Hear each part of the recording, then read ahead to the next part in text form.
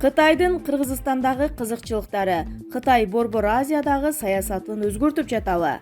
КР менен Борбордук Азиянын ортосундагы аскердик техникалык кызматташтыкты жогорулатуусу кайсыл багытта баштайт? Бир нече күн мурун биздин портал Түркия Республикасы менен аскердик техникалык жаатта кызматташууну арттыруу жөнүндө жазган.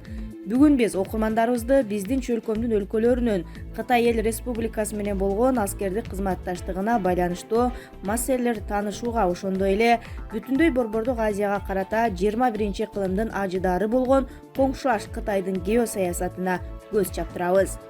Борбордук Азия мамлекеттери эгемендүүлүккө ээ болгондон бери Кытай жаш республикалар менен жалаң жумшак күч деп аталган позициядан аракеттенип, кеңири экономикалык байланыштарды орнотууга жана региондун өлкөлөрүнүн ички саясатына кийлигишпөөгө кайсы бир деңгээлде аракет кылды.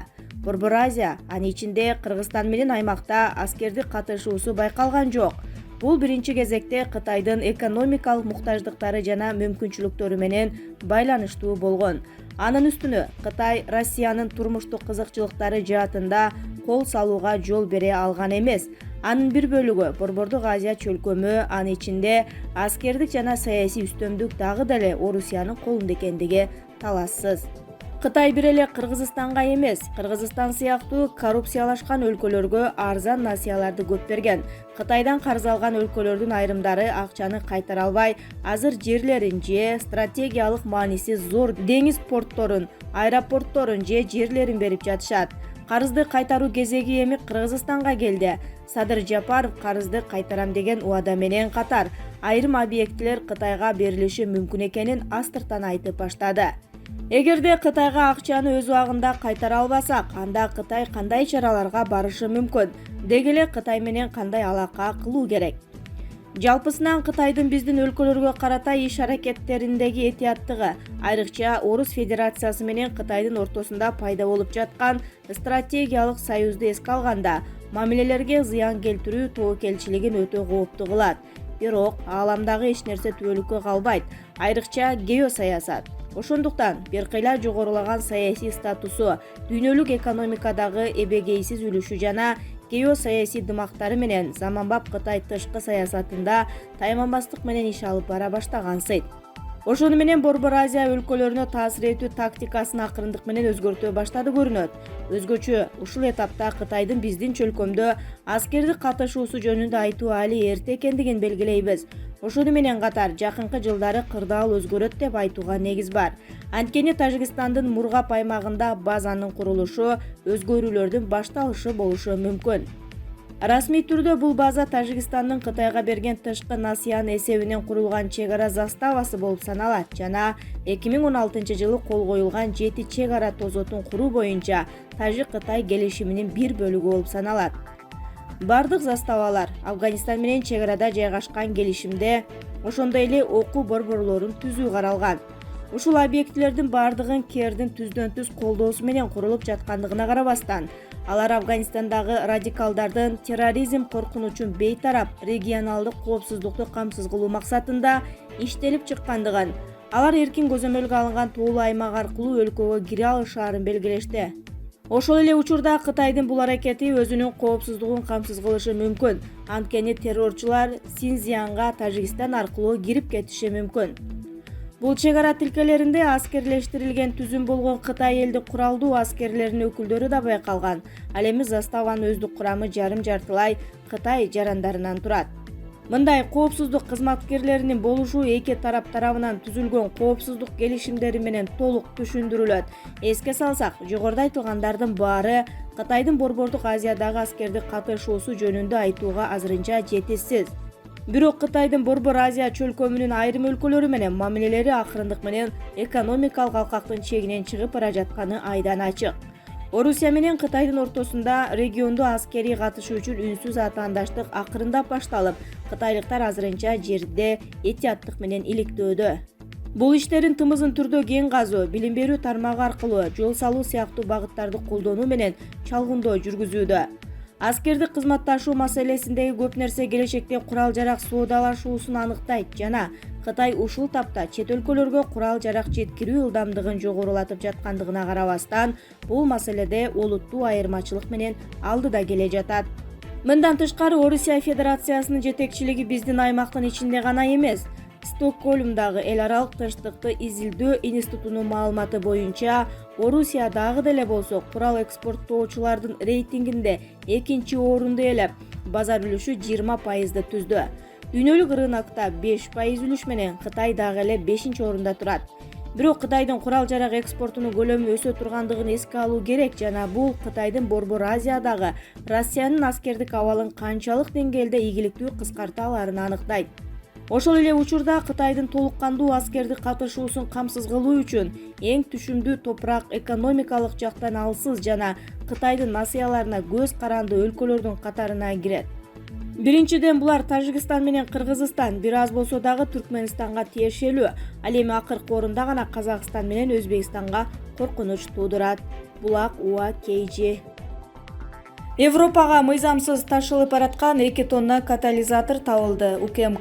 УКМК тарабынан унаалардын катализаторлорун массалык түрдө мыйзамсыз сатып алып, аларды Европа өлкөлөрүнө экспорттогон адамдардын ишине бөгөт коюлду. Бул тууралуу УКМКнын басма сөз кызматы билдирди. Ушул жылы 23 февралда Литва Республикасына унаа катализаторлорун экспорттоо учурунда салмагы 2 тоннага жакын контрабандалык жүк кармалган. Мындан сырткары, 9 апрелде Бишкек шаарында унаа катализаторун сатып алган 12 жай табылган. Ал жактардан чет өлкөлөргө жөнөтүү үчүн сакталып турган көп сандагы кайра иштетилген субтрактар жана унаа катализаторлору алынды.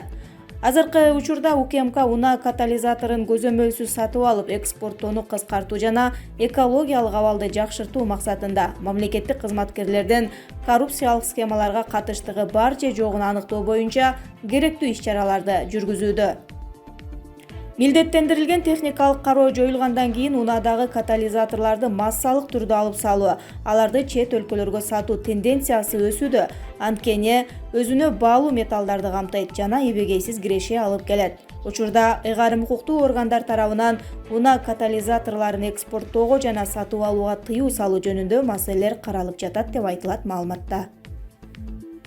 Бишкек шаардык кеңешине сөзсүз келем Анжелика Кайратова. Ырчы Анжелика Кайратова Бишкек шаардык кеңешине өтпөй калды деген маалыматка социалдык тармактагы баракчасы аркылуу комментарий берди. Бизге 5 мандат берилип жатат. 5-өнүн бирөөсүнүн ордуна мен өз каалоом менен депутат болуп отура алам.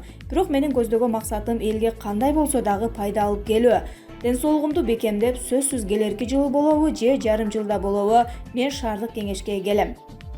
Менин ал жерде ордум бар. Өтпөй калды деген маалыматтар туура эмес маалымат. Буйруса эми кенен басып, кенен иштеп, аркамдагы күчтүү команда менен көптөгөн жакшы иштерди жасап, элдин батаасын алып келечекке жол курган жаштардан болобуз. Бул жеңиш бизге оңойго турган жок, деди Ырчы айым. Белгилей кетсек, алдын ала маалыматтар боюнча Бишкек шаардык кеңешине 6 партия өткөн. Бишкек шаардык кеңеште жалпы 45 мандат бар.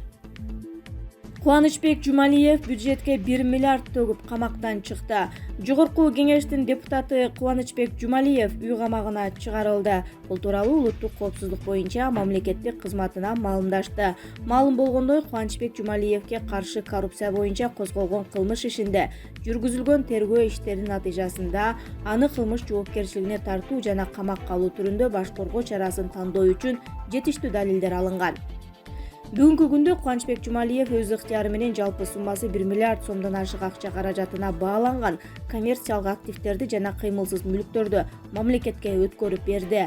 Буга байланыштуу тергөө тарабынан Жумалиевдин улгайган курагын жана ден соолугунун абалын эске алуу менен 2021 жылдын 12 апрелинде Бишкек шаарынын 1-май райондук соту ага карата сырт жакка чыкпоо жөнүндө баш коргоо чарасын өзгөртүү өтүнүчүн келтирди деп жазылат маалыматта.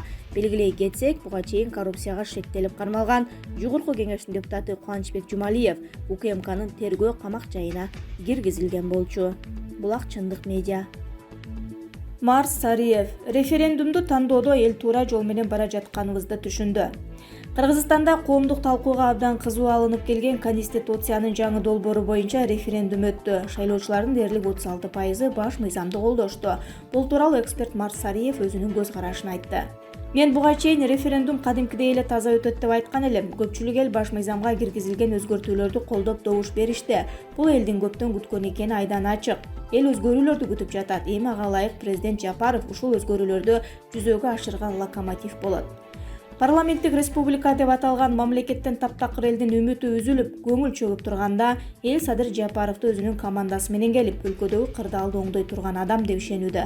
Мына бүгүнкү жыйынтык ушул жерден байкалды. Орто эсеп менен баш мыйзамга өзгөртүү киргизүү үчүн 76% добуш берилди. Түштүктөгү айрым аймактарда, Жалал Абад жана Ош областарында алдын ала маалыматтар 80%дан ашыгыраак, эң төмөнкү пайыздар Бишкек шаарында болду. Бул эми түшүнүктүү, анткени өкмөттүк эмес сектор бул жерде көп нерселерди жасап жатканы белгилүү.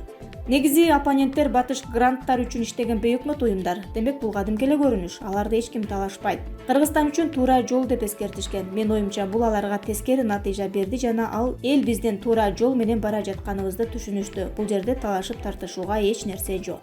Дагы бир маселе жергиликтүү кеңештерге шайлоо көптөгөн суроолорду жаратат. Батышчыл структуралар үчүн ар кандай кыйкырыктарды жасап, добуш берүүгө оңдоого, сындоого шылтоо табылып калат. Бул абдан көйгөйлүү маселе. Жергиликтүү шайлоодогу добуштарды жокко чыгаруу үчүн мындан да таза шайлоону өткөрүү керектигин айтышат. Ал эми жергиликтүү кеңештерге шайлоонун жыйынтыгы океанды чагылдырган бир тамчы суудай эле.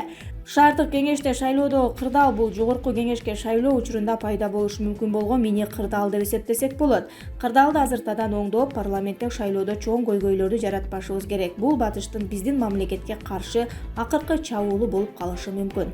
Булак Авал.kg